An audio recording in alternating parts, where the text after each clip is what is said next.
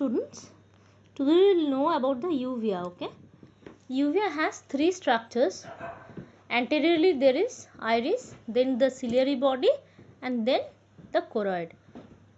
So uvea is that part of our eye which is pigmented. Okay, so iris is the anterior most part of the uveal tract. It is a thin circular disc corresponding to the diaphragm of a camera. The iris anteriorly ends into pupil. Okay, pupil is nothing but a area through where the light enters our eye. Okay, so we have to learn about the macroscopic appearance and the microscopic structure of the iris separately. Okay, now coming to the macroscopic structure of the iris, there is anterior surface of iris and then posterior surface of iris. Anterior surface of iris, look at the figure 3.1 at page 44. If you look at that figure, you can see that. Okay, it is anterior surface of iris is divided into two zones. One is the ciliary zone, another is the pupillary zone, and in between the two zones there is a thick line, zigzag line, you can see a chocolate zigzag line, you can see, that is called the collarate. So collarate actually separates the ciliary zone from the pupillary zone. The collarate is also the thickest region of the iris. Now coming to the ciliary zone. Ciliary zone is that part of the iris which is away from the pupil. Okay, and the rest area is the pupillary zone. Okay, and the pupillary zone ends with that pigment frill. Okay, that you can see surrounding the pupil. There is a dark brown pigment frill, you can see if you notice the eye. Okay, now coming to the ciliary zone straightforward. So ciliary zone consists of the radial streaks. Okay, radial streaks are nothing but, you can see those, there are brown lines. Okay, vertical lines you can see over there, those are called the radial streaks. These radial streaks are straight when the pupil is constricted. That means if more light enters our eyes, the pupil becomes constricted and those radial streaks are straight.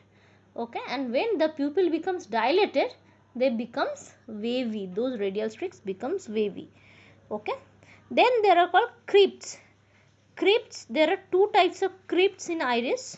Okay, you can see there is small rounded crypts. Okay, and those are called central crypts, and there is at the peripheral portion there are those crypts are called the oval shaped crypts are called the peripheral crypts.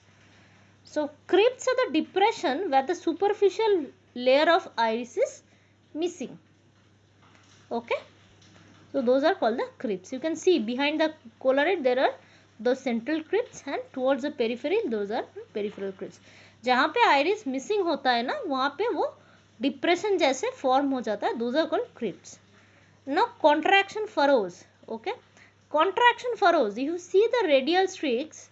Okay, जो radial streaks है ना वो layer by layer है, उसके बाद एक layer के बीच में gap जैसे है, those areas are called the contraction furrows. So contraction furrows are the faint lines concentric to the collarate. They are more marked on the outer part of the ciliary zone and become prominent when the pupil dilates. So this is all about the ciliary zone of iris. Now coming to the pupillary zone.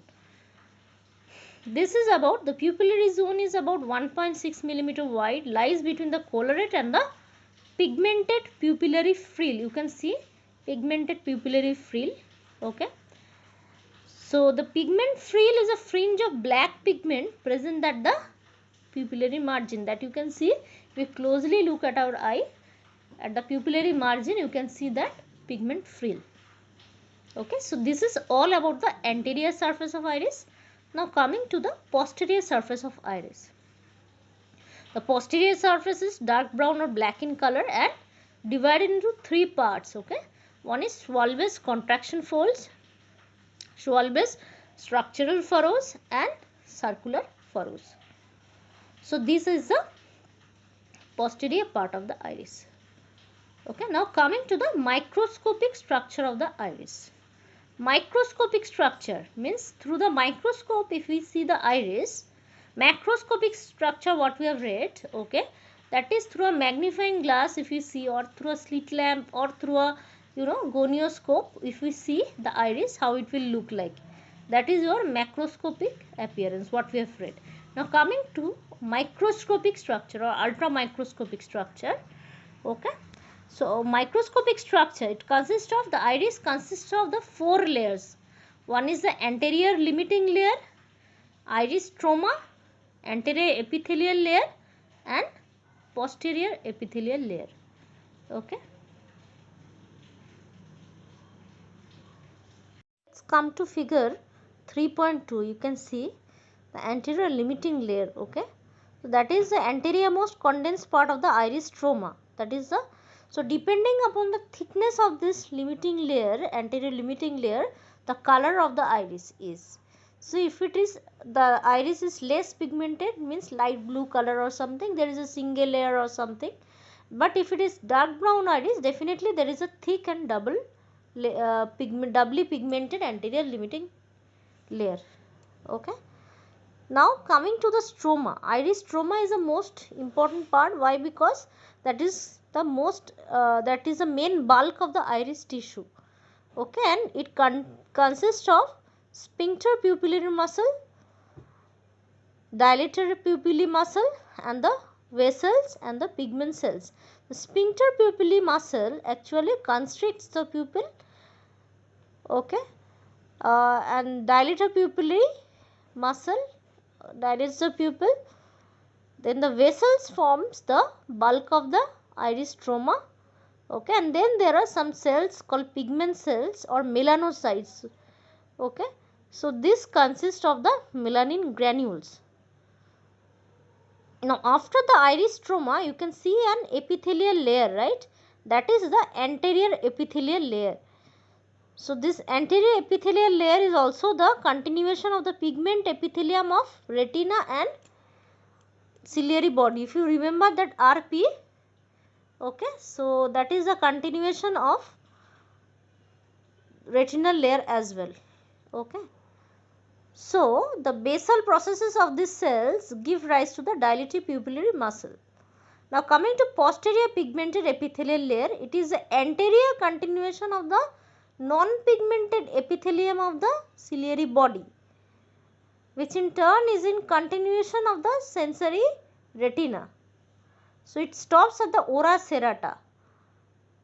This layer is derived from the internal layer of the optic cup.